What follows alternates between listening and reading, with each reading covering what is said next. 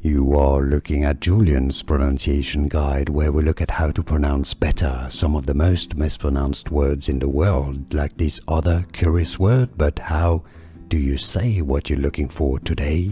We are looking at how to pronounce these words. 2, 3 at least different ways of pronouncing it. In British English, hour, in American English, hour. It is often also pronounced more casually as or R in American English. And now you know.